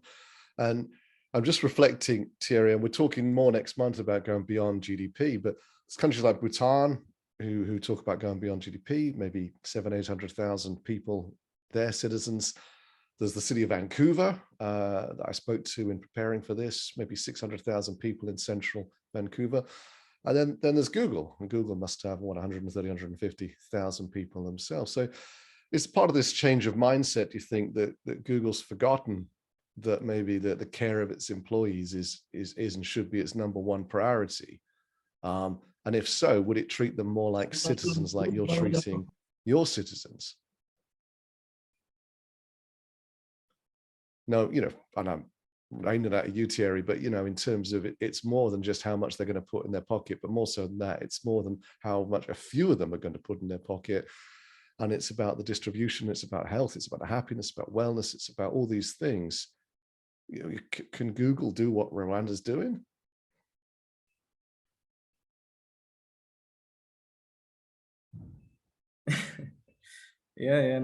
But I think it comes back to what Vincent and Paul said a bit. How can we make it happen, and should it? And my point of view is what I said. It's a Schumpeterian point of view, that I think that at some point there should be a leader that comes and somehow destructs everything and create back again, so that you have a new direction that comes. So, but that's an optimistic point of view as well. But that's my hope, and that's why as well we're pushing for that, because if you don't have hope, there's no point, right? For sure. Jaisal, you have a question for Vincent, please? Yes, absolutely. I think Jaisal, do you mind if we just get a comment from Vincent? Sorry, yes. Rich. I just wanted to add a little comment to what you shared, Thierry. I think you shared something that was really profound, which is that the framework matters a lot. And so many companies, including VMware, have a framework for 2030. I think that it's about the sexiness that you shared, right? 2030 is a brilliant, beautiful target. We set these goals for like future dates to try to work towards, but it's a framework that's embedded in our compensation plan for our leaders, and therefore it's actionable, and people also have motivation that's not just driven by goodwill, but also financially to make better decisions that go within this 2030 framework that's all around ESG, so environmental, social, and governance. And really, our company has worked to reduce over 1.2 billion metric tons of carbon because of our technology platforms. It's a huge amount. It's wonderful that we can do this at scale, but it's about having the right framework with our technology programs, evangelizing those to other corporate entities, and getting other companies to buy into this shared vision of having a better planet that's carbon neutral. And so because the framework exists to do this with our technology platform, and we've worked to create standards to integrate with all of the technology platforms, we're able to do it at scale very fast and quickly. But I do think that it's really important that we set some global frameworks politically so that companies that aren't on board with making decisions that are equitable for everyone can fall into line with the equitable decisions that will benefit all of us. And I think that these countries that you shared, Richard, and Thierry, are brilliant. Like, they're leading the forefront of where this could be for many countries. But we have political leaders in the US who are really slow to move in a lot of cases, and we lean on a lot of corporations, not corporations, but public policy that are formed in other countries to kind of back the decision making here in some ways. I look at GDPR for tech. That was formed in the European Union. The US never, and still doesn't, have our own policy around the privacy of data protection. You have pioneers like Apple who have made it their forefront to make sure that they stamp everything with privacy first and forefront, marketing all the way to the actual development of their code. And I think that's beautiful, but it came about at the behest because they have European customers who purchased their products, therefore they had to adopt that framework. I think the same could be true with this technology and this platform. If other companies adopt it, or other countries adopt it, it pushes the whole industry forward really beautifully in a fast way. And so Google's, one of our partners in the mission of developing technology platforms that can change the world. And so if Google does it, VMware will do it. If VMware does it, other companies will do it. And so I do think like there's mutually beneficial movements that will happen and are happening. And the things that you're doing specifically in Rwanda are beautiful. So I'm so glad to see them. Yes, indeed. Thanks, Vincent. Jaisal, back with you. Absolutely. Thank you. Thank you, Vincent, for your comment. And back to you, Thierry. Thierry, we have heard about the GDP and the matrix that is so important. What do you think how the other companies can use AI to help make decisions that are eco-friendly and fair following Rwanda's green economy model? I think it would be really interesting for them to know, because we know that boardrooms move at a different pace. That's what we heard on the panel today. Yeah, thank you, Jason. And just to rebound on what Vincent said, it's actually what we do. The framework frames the direction, so totally agree with you. About what we do in Rwanda and how companies can use AI, first, a number that I like, it's 15. So 15% actually, according to the World Economic Forum, the digital technology, including the AI, has the potential to cut GHG emission by 15%. So it means that at some point, we will need, if we want to meet the Paris target, which I'm sure you all know we're late on, we'll need AI at some point, and the AI revolution to reshape the economy and how we do things. Fundamentally, digital innovations offer unprecedented opportunities and are a key enablers for economies and countries transition to a decarbonized and responsible world. So that's something that we try to push, first to say that it's needed from a high level point of view. We know that AI and digital technology will be needed. Then on a few sectors, so from a sectorial approach, we know that to unlock where we laid, for example, I was giving the agriculture and the wonderful job that MKAI is doing on ADAPT projects. You have other initiatives like the Rwanda Cooling Initiative, which was the cost of a fridge is too high for a farmer in Rwanda. How can we get data, smart data and comprehensive data from the consumption of the people to adapt the price of the fridge to be able not to make them buy it, but rent it and make it affordable for them so that they can use a cooler and put the rest of their crops within the fridge. And that's something that works and that we're currently doing in Rwanda, and that's an example of an initiative. And then from there, you enable the private sector to come and say, oh, wait, we do that for the fridge, we'll be doing that for solar panels, we'll be doing that for the other technologies that come. So it's really, once again, comes back to the framework and to the state, people like us pushing those kind of initiatives and make it happen. For sure, it's difficult, it makes time because while it's a developed country and we're struggling and there are a lot of challenges, but still the direction is the right one, I believe. Thank you so Richard, much. can I? Please, yeah. I think I want to just nudge everybody here just to consider another direction for this too. So accepting all the very important points that have been made, and particularly around urgency and some of the important things around our natural world and the definition of sustainability being so rightly focused on the nature of which we are all a part. The nature of AI is largely at the moment determined by data. And as we're seeing with large language models, the ideology underneath it is we have to have ideally perfect data, as much data as possible. Then we create natural language interfaces so the people in the boardroom can ask it questions. And we've identified whole new fields like prompting skills and prompting engineering and so on. There we go. Then there's another thing, though, that was always around leadership, and not just the boardroom, of course, which was originality, which was around invention, which was around the human spark of the idea that no one ever thought before. And there's a philosophical problem with having large language models that contain data, even historical data of billions and trillions of documents. That what if the solution we need has to come from the spark of the human creativity in the moment? And that if we only go into AI, we're always going to end up with the past. So ultimately, and maybe it's a question to Vincent too, is don't we, if we do, for whatever reason, ultimately hand over to AI, if the one thing we need is pure originality, it's the one thing it won't be able to deliver. Yeah, I think that's where humans come in to this equation. They should be at the forefront of the equation, actually. I think that we need to be guiding everything that happens for the sake of ourselves. We can't delegate to something that we don't have good examples for just yet across every single sphere of influence or every single industry. We don't have them for every single industry, sphere of influence, data set, data group of people, population. And so I think that when we make decisions that are based in a strong inner framework, I keep going back to it, but it's really true.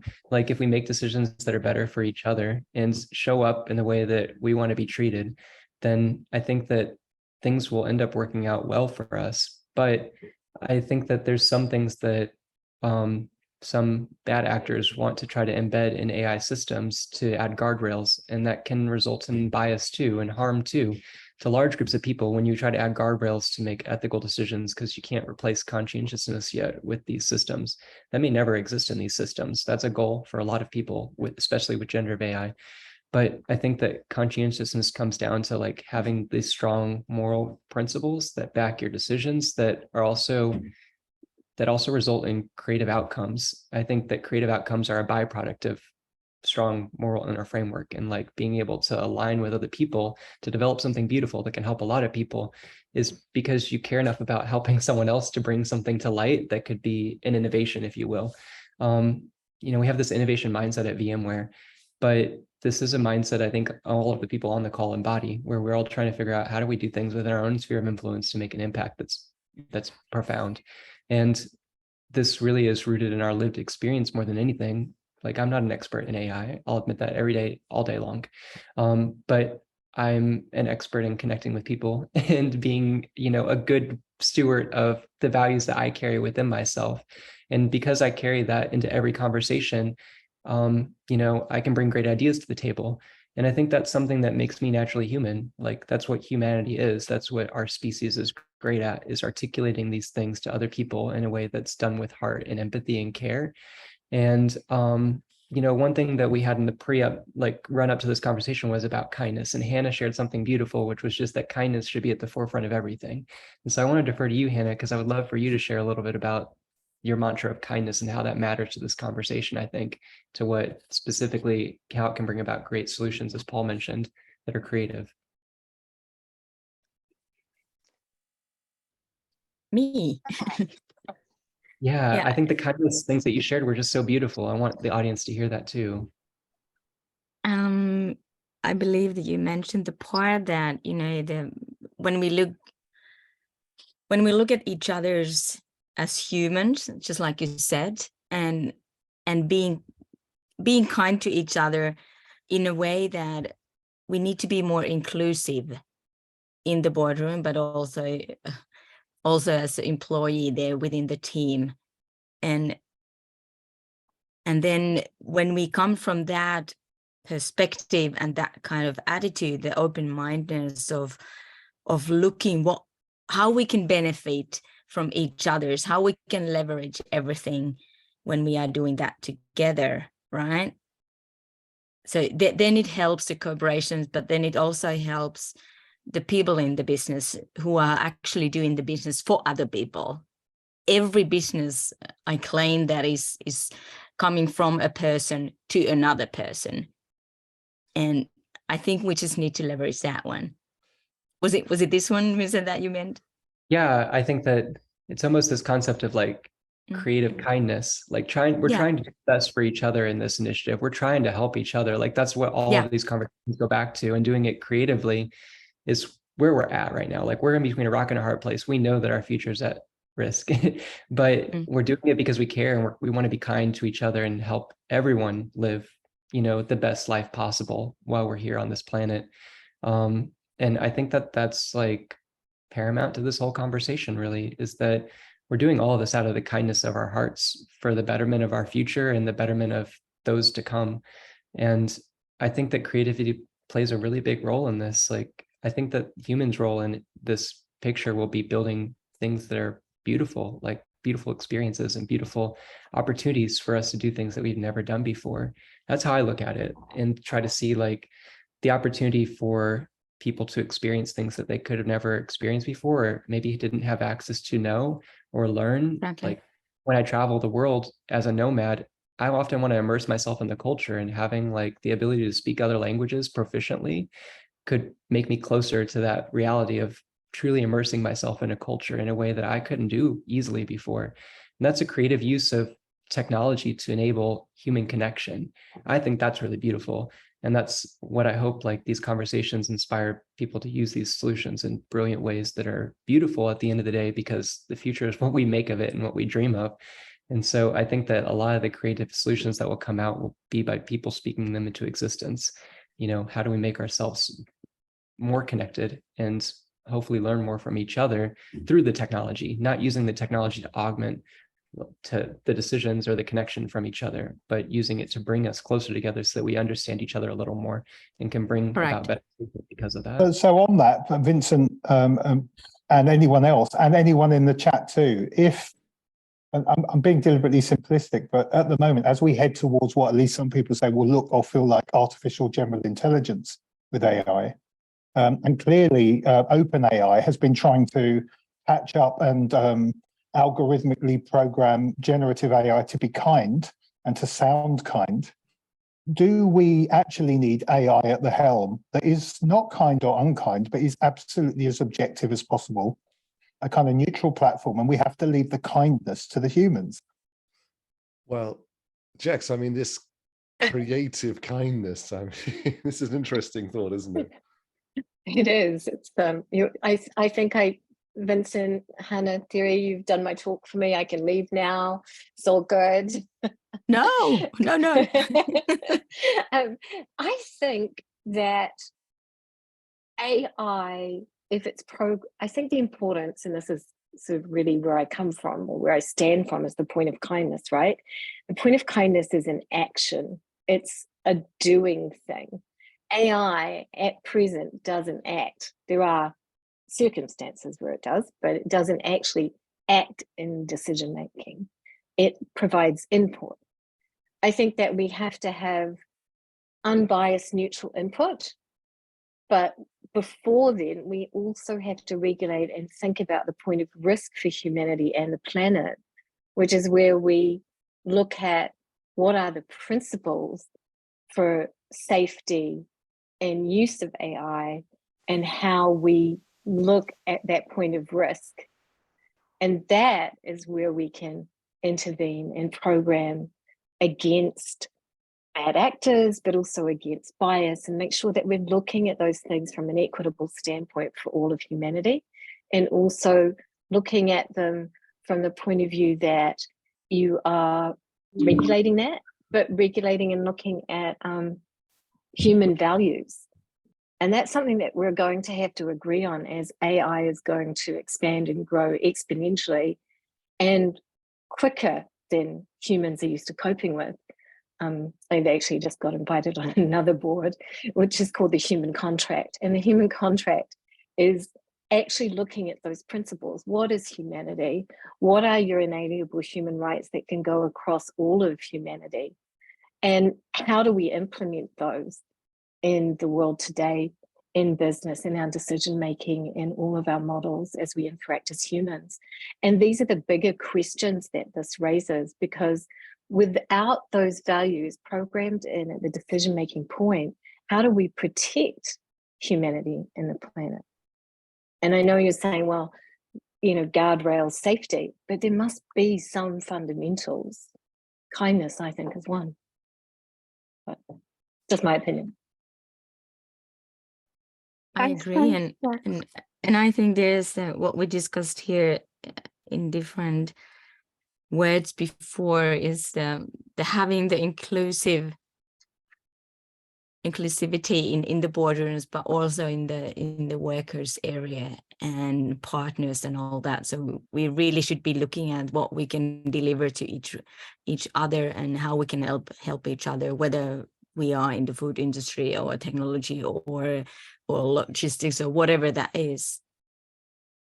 And in that sense, if we forget the technology there, like Jackson said, and bring it to the board, the humans and our values, and design the AI to function under those rules, I think it could help.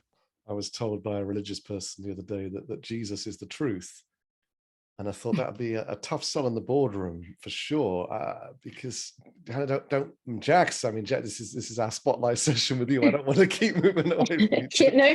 It's all on the same topic. Everybody's truth is their own in a sort of business sense, and their values are their own. And even serial killers will tell you that, you know, they had good reasons for what they were doing, and it was important and had to be done. All these kinds of things. And if they're saying that, my goodness, you know, what about the rest of us? And I suppose coming back to the exam question that we had today is that, are we failing? Are we just failing as a species to do that as we sprawl to 8 billion and 10 billion and who knows what else? And is this technology our moment, our chance to change our trajectory? And the question's coming back to the kindness thing, you know, are we good enough at it? En masse? No, no, not really. I mean, if you look at the world that I live in, where I'm dealing with incredible harm to humanity and children and the planet, and the consequences of that are all of the drivers for harm. You know, if we're going to have climate change, we're going to have displaced populations, we're going to have starving people, we're going to have people who are desperate, who will submerge their values in that desperation to get to the next point to survive or to help their children survive. I mean, these are big humanitarian questions that we need to address as humanity, because, simple example, we all know that human trafficking exists. Today, there is technology and AI technology that helps prevent human trafficking. However, it's not used or applied. It's applied for the greater good, which is anti-terrorism. And yet, child and human trafficking funds terrorism. So they're interconnected no matter what we do. And then how are we getting statehoods and nations to come together to really regulate that and talk and share? With the development of AI, we could actually amplify the need for kindness and unity and working together, just like the vaccine did. So I think there are real ways we can use AI to enhance those human values and to protect them. But as a global force of humanity, we need to decide on them and agree on them. And there are geopolitical situations around the world today that are doing the opposite. But we can be better, because otherwise there wouldn't be wars or murders, or, you know, there wouldn't be these gross harms. But then I guess we do come to those questions, Jax, around AI is clearly already the first experiments in giving AI physical agency are happening. And AI can be coded to refuse to fire the gun under certain circumstances and can mistakenly fire the gun under others. But it's been given human agency, which will come more and more into climate change, more and more into health, as it is there. And what I'm hearing on the meeting so far is AI has a role to speed up decision-making somehow in a benevolent way, to catalyze the boardroom, to catalyze the leadership teams. But we've also heard about needing to gatekeep. So we have to be careful that we don't end up with the RoboCop scenario. And so we talk about having to gatekeep it. But equally, it becomes possible that AI might say no, because it's gatekeeping against the unethical, immoral, and unkind behaviors of the humans.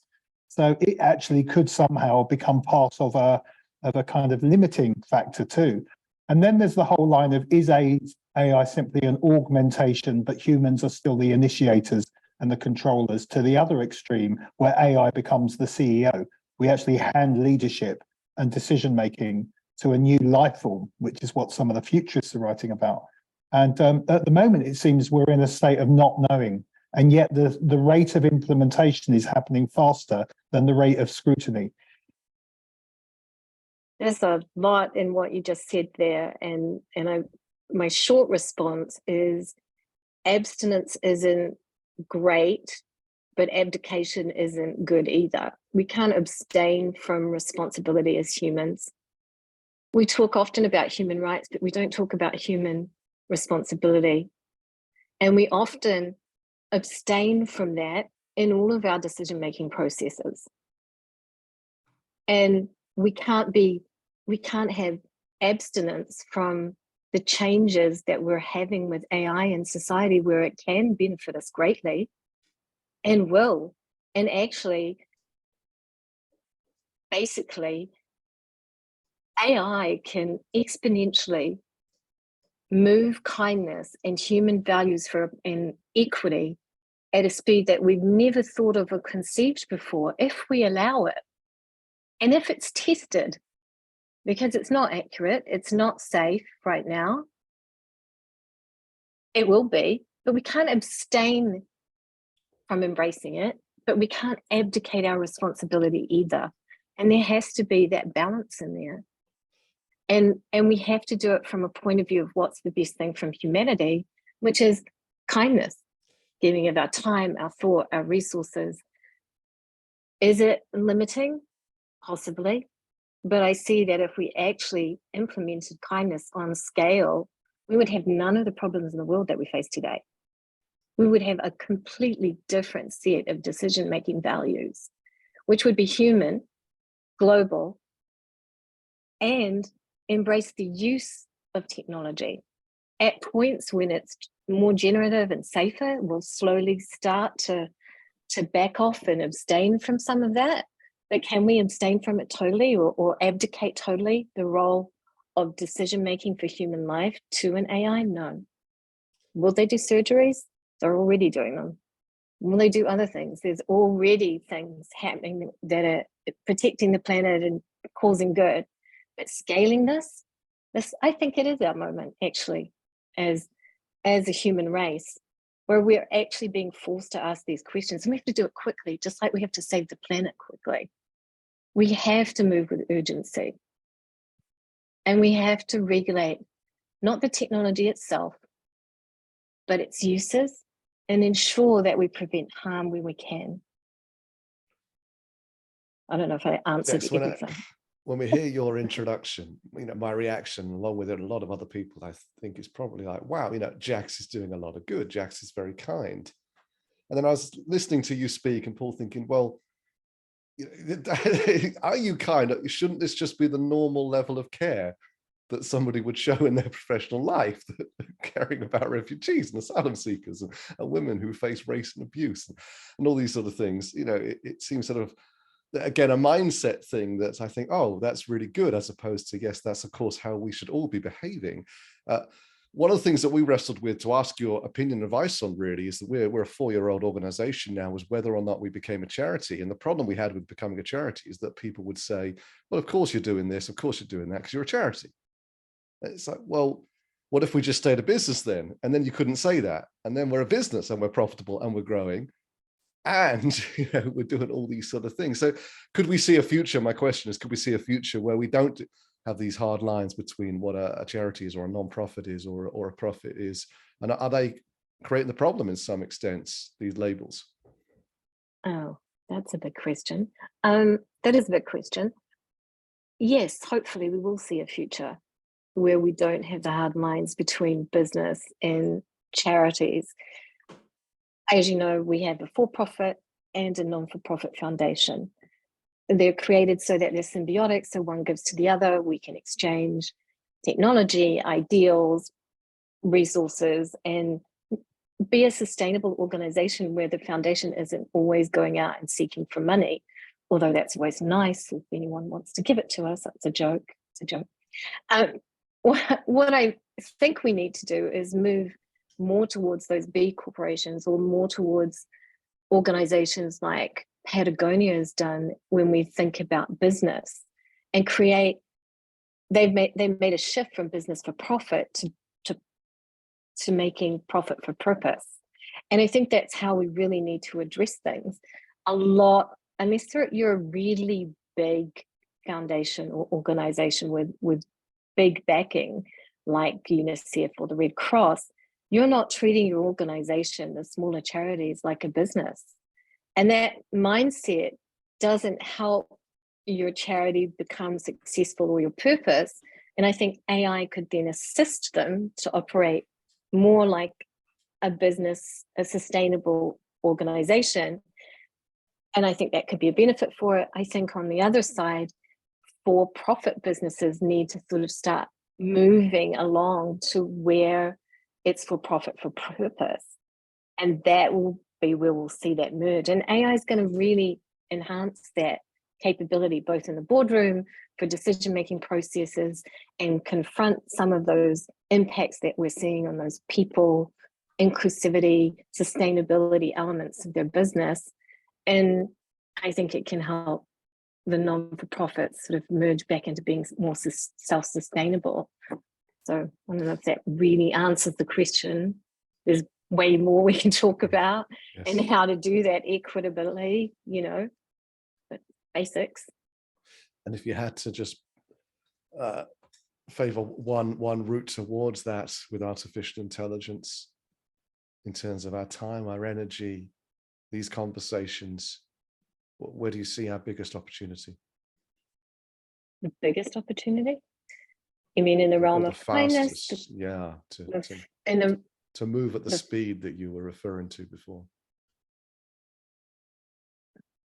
I don't know if anybody here has heard of the organization, the Call to Action. It's called the Christchurch Call to Action. I'll find a link for you, and I'll put the human contract in the chat as well.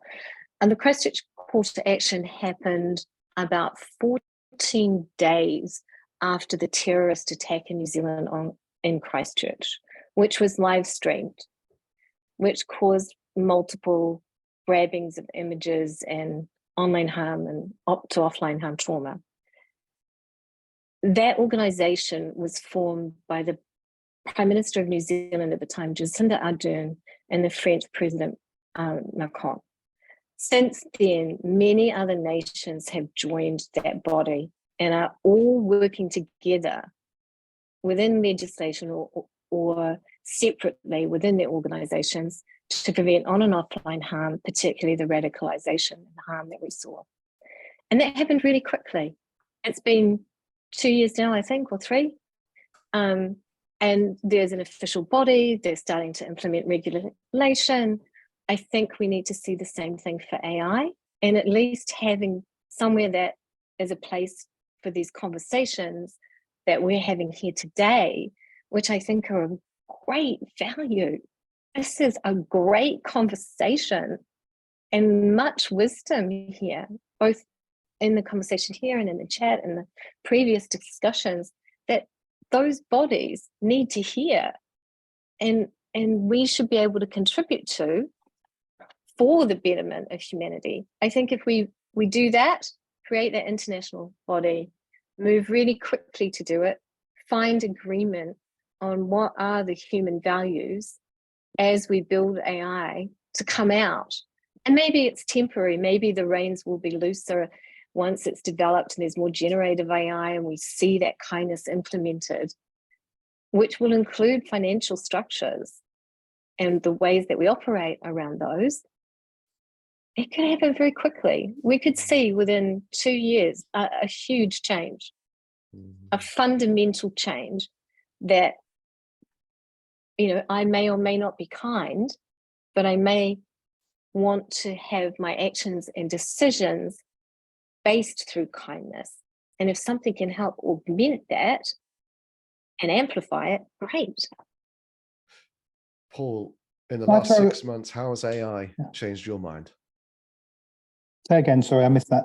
in the last 6 months, in what ways has AI changed your mind? What scares me in answering that is I think I felt a little bit like if you were walking down a road and felt things were trying to bite you, and when you look, they're not there. I'm starting to feel the pressures of AI all over me. And actually, the metaphor I'd use is my initial reaction is to try and hold my own. And being an academic, I mean, I'll just come back to that. Maybe this is something Hanne might want to come into, or Thierry, around governance. But I think this answers your question, Richard, is at the moment, as an academic, if I write a paper, particularly in social science, it's really important that people know who the author was.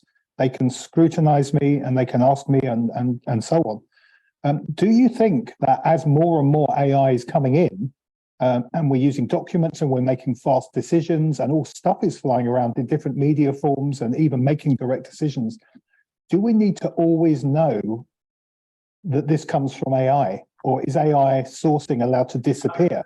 And if somebody writes a quick decision report and you act on it using an AI program, can they say they authored it, or should they have to say this was written by AI? And of course, who gets legally responsible for that? But does AI always need to remain transparent as the source of the information on which we're basing our decisions? Hanne? Well, I think it needs to be as transparent as anything is at the moment. You know, if I'm writing something, I want people to know that it's mine. I did it. These were my thoughts. These were my data. And when it comes to someone else, I'm sure that they want to have the ownership for that one. And what AI is doing now, for example, in the academic way where you work, Paul, more with the thesis and such, if AI is done by, if the thesis is done by AI, you will at the moment be able to know that it's not done by the person, but someone else did it. So I think we need this kind of a system that the ownership needs to be known in business, in documents, in everywhere, because otherwise we would be able to have lots of difficulties in the finance, in the ownership, in legal documents, and then we would lose the track of what's real, what's true, and what's not true. Even though that the truth, like someone said here, is that there's as many truths as there are people in this planet, but I think we need that.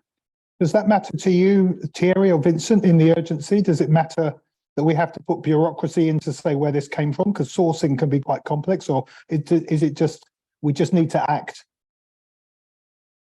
Yeah, I'll share my thought briefly. It's just that I think tech has had a leaning towards blending tech into seamless experiences for humans.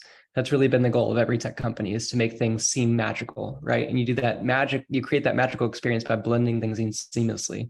I almost don't think that it's a choice for us, because AI is already blended into our tools seamlessly on a regular basis, and we don't realize it. The experiences that we're seeing on the internet are many times crafted by AI, and there's no recognition or acknowledgement of how the experiences are crafted to us because of the algorithms behind the scenes. We don't know those, and they're starting to be broken apart and shed, but they're so complicated. How do you explain how a decision has come about to a lay person? You can't do that very easily. And I think that's where education is really important, because there's so many people that don't even understand like how their Spotify playlists are recommended to them. And that's all large language models at the back end in a lot of cases. In other cases, it's human curators curating content and informing the models to make better decisions. But does that need to be stamped with a slap of approval as well, that this was AI making this decision? How did this decision come about? And there's new, I think, evidence that the tech community is moving this way, trying to highlight how a decision was conceived. I think that's just as important as like having a printed work cited that it was generated by an intelligent system. And so I think the question really is really deep, because it's about what are you getting out of AI? Is it a video? I think that deepfakes are really scary and something that threatens to risk a lot of human harm. And I think that you have to question, well, is a video that's just edited together by AI, but not fully developed by AI, something that needs some sense of sign off, like if a movie is edited as Adobe has integrated AI into their editing suite of tools, where you can automatically plug in B-roll into their suite just by a click of a button, and it will look at all the words. Does that need to have some attribute at the end of a movie because it was used that way? And so I think that your question is really profound, Paul, because I don't know where AI and humanity, they're blending so seamlessly together already. I don't know how many stamps will bring about awareness and how many will just terrify people, how much it will actually help. I think that there needs to be some structure to this, as Thierry mentioned. I'm curious too about your framework theory, if you have any ideas around a framework for this. Yeah, I think, Vincent, I'll just rebound on what you say. The experience building is important. And as you said, the history of decision-making based on AI is as well important, may it be positive or negative. So that's actually an Hegelian approach to decision-making, which is looking at the experience and the history of experience and how do you build on that. So when you have a framework, it helps you to actually ask yourself the right question because you have a framework that pushes you into the right direction. But it can happen that you have wrong decisions that are done by AI in the future. And actually that's okay because it will be part of the path that will build AI for better ourselves, for a better future. That's my point of view, but that's a point of view that really takes into account experience ontologically, right? Like taking into account experience in itself, right? So metaphysically. So it's really building on that, I think, and following a framework. And being it positive or negative is more not the important result. What's important is the result, the fact that we build something based on that and that we have a framework, a coercive framework that push into the right decision. And just about bureaucracy, from what Paul said, it's kind of negative word, bureaucracy, but by the past was not necessarily a bad word, because bureaucracy can as well help to push innovations, right? Because with AI comes a new and a lot of new opportunities for innovation in digital technologies. And the question of the enabling environment as part of the bureaucracy is important. If you look at the history of the iPhone, for example, it's not Apple that arrived alone and created the iPhone through Steve Jobs. You had as well technologies that were mature enough. You had GPS that had been developed by the Army department. You had HTML that was developed by CERN in the 90s. You have touch screens that were developed as well by the Defense Department.